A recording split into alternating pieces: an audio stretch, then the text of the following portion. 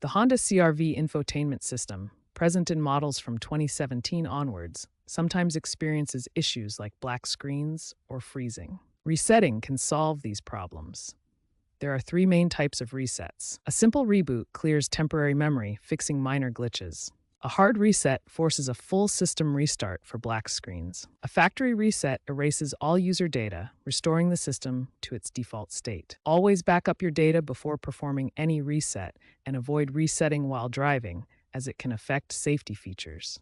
For 2020 plus models, check for over-the-air software updates, which may resolve issues without a reset. To perform a reboot, simply turn the ignition off and on, or hold the power button for 30 seconds. This clears temporary memory without erasing data. For a hard reset, especially useful for black screens, simultaneously hold the power and volume buttons for 10 to 15 seconds.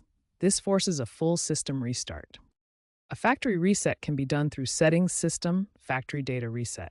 The default PIN is often 0000 or 1234. This erases all user data. Common issues include black screens from low voltage, so check the battery. Software corruption can often be fixed with the resets above. If problems persist, especially on older models before 2020, consider professional diagnostics. For 2023-2025 models, Honda issued a recall ENSA ID 25VUJ 456 for wiring harness issues causing black screens.